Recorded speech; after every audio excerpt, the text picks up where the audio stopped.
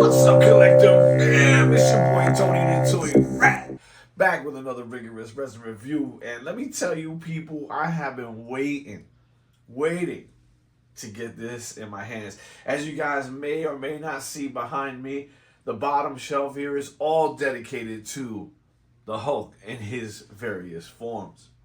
So I have been waiting for Joe Fixit, the Earth's 517. Earth 517 is where Joe Fixit is from. And now we get to crack him open, let him live amongst the rest of the Hulk characters. Without talking too much more about it, let's open up Joe Fixit now. What's up, collector fam? We getting ready to crack this open. This was designed by Caesar and sculpted by Allerton. And I am now using my handy dandy little scalpel tool to crack open this box for the very first time. As I indicated earlier, this is the Hulk from a different universe. If you're following the MCU or Marvel lore, you and I would be living in the 616, and this is from the 517. So this is the box. The box is, I wouldn't say anything super cool. It's a little more, I would say, design heavy than your typical one. I think they did a good job of highlighting the name, the Joe Fixit name here. You guys can see that in the front and the sides. This thing is huge though. Oh my god. Alright, so let me pull this guy out. Oh. And he's weighty, fellas. He's weighty. Oh, he's a thickin'. Alright, guys, so the box is really just what I would term like a gamma bomb on the inside in there. I'm not sure you guys can see it. It looks like a sun pattern thing happening here. So I interpret that as like the gamma bomb. Back of the box shows Joe Fixit, but this is just cardboard. And cardboard is no good unless, what? You guys know what I'm saying. Unless we recycle. Recycle! Damn, that was a heavy box to throw. I want to take those off for a second. Alright, this is held together by suction cups and tape, so we're going to chop through that real quick. And there's one more on the top, sorry guys. Okay. So we are just pulling that off. Put it mostly together and recycle. Recycle. That's stupid. All right, okay. First things first. Let me take a quick look at it.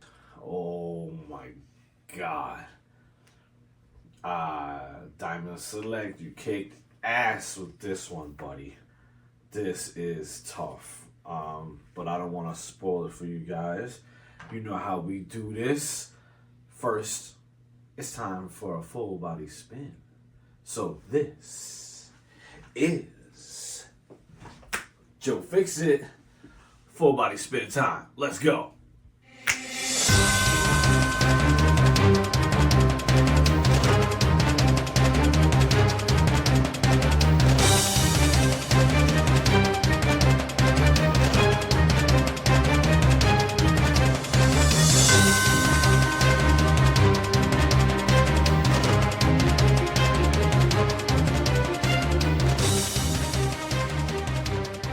We are back, collective fam, and we just checked out Joe Fixit in spin mode. The dude is amazing. That's my initial assessment. Let's talk a little bit about Joe Fixit for those of you who don't know why this character is great, why he's wearing a mob suit, or why he's important. Bruce Banner's psychological problems have followed him throughout the comics, and what is clear to anybody who's ever followed the comic books is to note that although a brilliant scientist, his mind is fractured for various reasons, and that means that within his psyche he fights himself. Now there's various versions of Bruce Banner that come out in the Hulk, but this being the most predominant. Excuse me.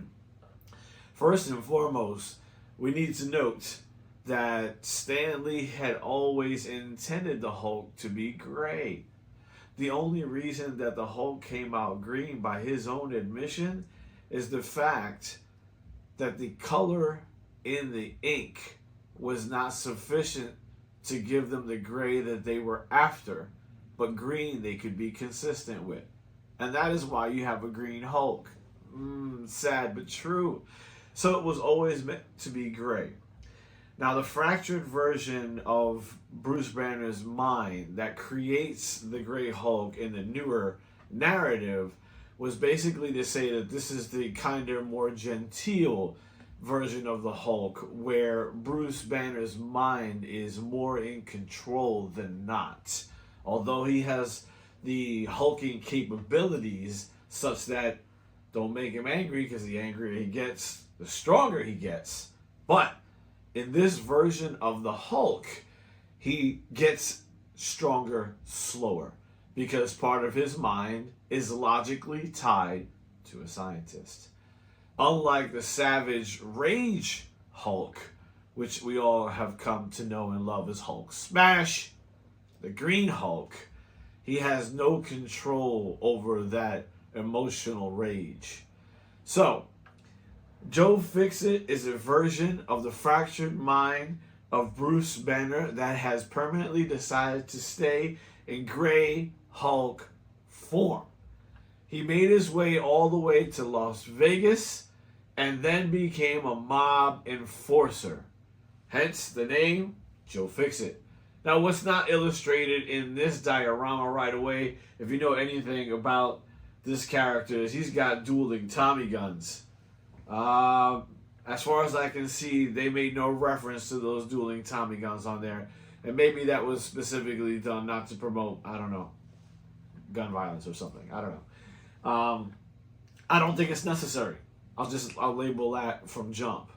So this is Joe Fixit of the Mob Enforcer, who is impeccably dressed. If you're wondering why I had the dapper hat on with the vest, this is my homage to the Gray Hulk and Joe Fixit, the Mafia version. Right? This is best I could do, guys. In any case, I thought it appropriate today to dress accordingly, since I have been waiting on this guy for so long to get into my collection here of the Supreme Hulks. So with that being said, you guys know a little bit more about the Gray Hulk at Joe Fixit, who he is. Now let's get a little bit into character portraits. Yeah? Portraits first. Before I say anything about it, I am going to make sure that you guys have ample opportunity to look and see the face, because there is a lot to be said about his face. In all seriousness, I mean, it's I gotta put the old man glasses on, and I know I take them off because the refraction is terrible. We gotta do something about that. All right. First thing to note is the facial structure they've given him, right? So he's got this sort of wicked smile, yellow teeth, even though they're white, they stained with dark spots in them. Have you ever seen the Hulk eat anything? Have you? Right? Why would you have stained teeth? But this Hulk eats, so clearly he's got shit on his teeth, and there's not a toothbrush large enough in the world to wash. I just think it's a really cool paint thing that they did to note that there is really dark marks on the teeth here. Let's see if I can get that close enough to the camera to see in there. You guys won't see it on that lens, but maybe here you guys will see it again. I'll lift them up so you guys can check that out. That being said, it's one of the coolest things they got. They also have the hat low enough so that it's landing on his brow, and his brow has got this sort of evil grin thing tucked in. Now, you got to know, this is not your favorite Hulk. There is no nice guy inside of Joe Fixit. Joe Fixit is an asshole. He's a mob enforcer who would rather crush your face than talk to you. But with the obviously brute force capability to do it, right? So long story short, we're after the portrait.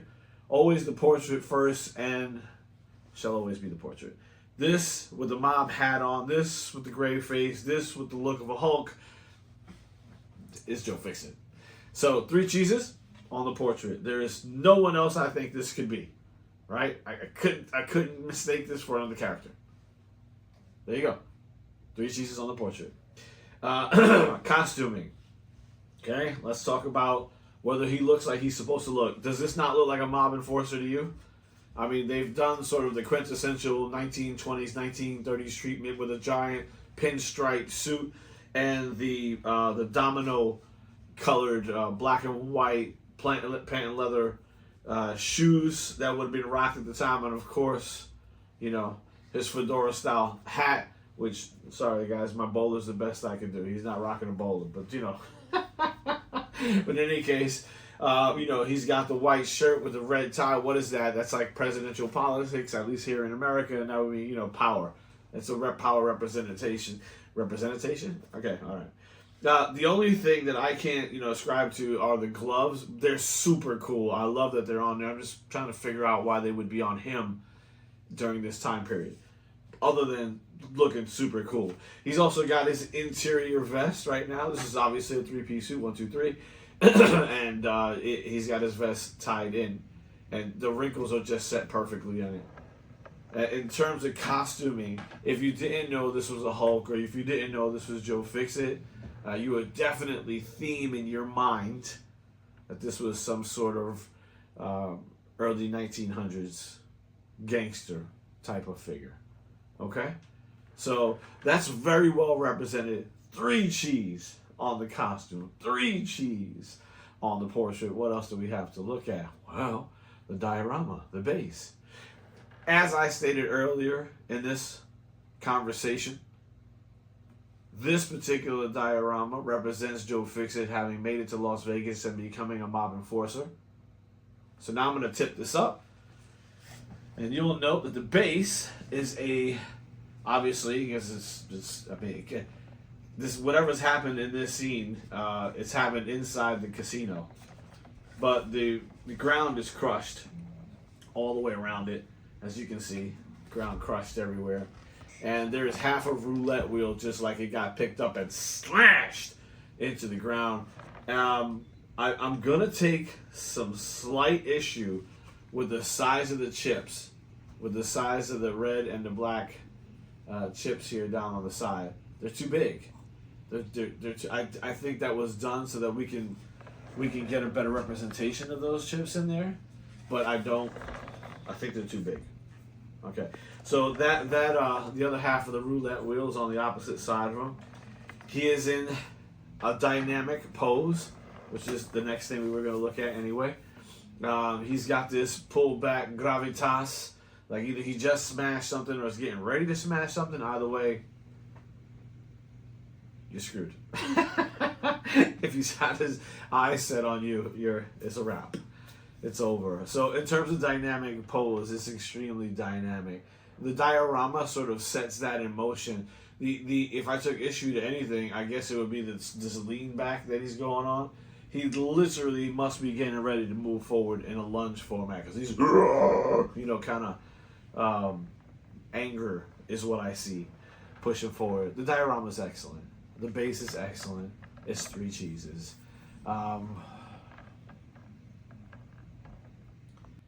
Okay. I mean, there are very minor issues I'm going to take with it right now. I'll see if there's any flaws.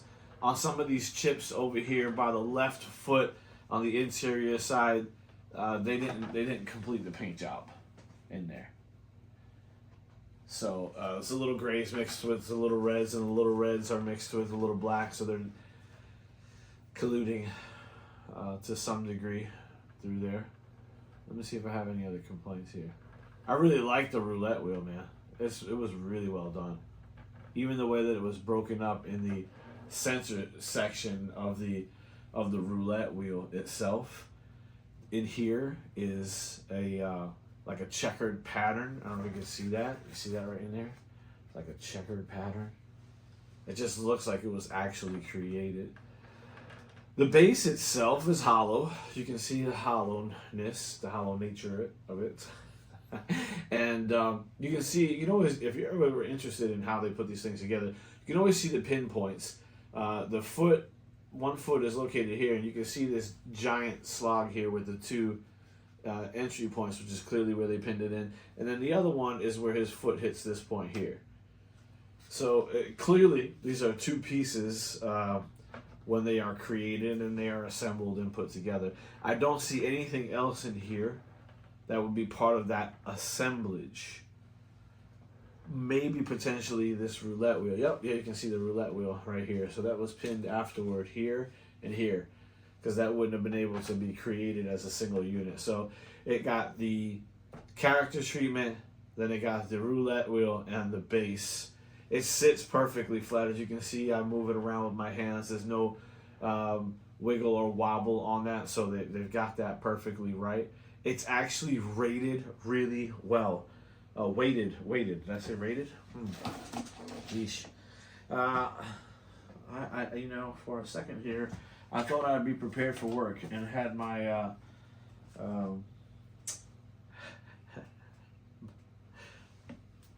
tape measure. Right. All right, guys. Tape measure. I meant to grab that first. Silly me. So we're gonna go from the base to the top of the head right here. What are you getting there? I got right at 11 inches. You guys want to, obviously don't want to squash them down, so it wouldn't be 11 inches. You'd want to be an inch and a half higher than that, at least, you know, so 12 to 13 at least, height-wise. So, you know, that's from the bottom of the base, not the bottom of the figure. Bottom of the base to the top of the hat, right around 11 inches, okay? Let's see what we got on this side to side. So I am literally trying to get from the edge of one finger to the edge of the other, which is right about there. I would say another 11 inches. So side to side, you got to give room, man. That's 13 inches. And then he's a sensor forward. So he's got a sensor mass and then a push forward, and basically extends the piece for longer balance sake. So I'm going to go from edge to edge on the inside of this in here. And edge to edge on this wants to be, you're not going to believe this, 11 inches. You know, I would obviously give this a foot or more, 13 inches. So it looks like you guys would be safe if you've got a shelf that can hold at least 5 pounds and has 13 inches of square space all around this particular character to be able to set them wherever you want them on, wherever you're locating your collection, okay? For me, this is an absolute treat. I really could not wait to get this together with the rest of the pieces of the Hulk that we have here. It is now absolutely one of my favorite Hulk pieces and one of the most affordable ones that you guys can find. And that's important. I keep mentioning that. But you're not a collector if you can't afford to be one. That's just the reality of it. That's why Diamond Select Toys continues to be one of my favorites, because they leave their really excellently done statues in a way that we can afford to pick them up. All right? So I'll put a link for this in the description. I hope you guys have enjoyed this. You know who it is. It's your boy Tony the Toy Rat. I'm here for the Great Hulk, a.k.a. Joe Fixit, Marvel, and Diamond Select Toys, and I am out. Go get you one.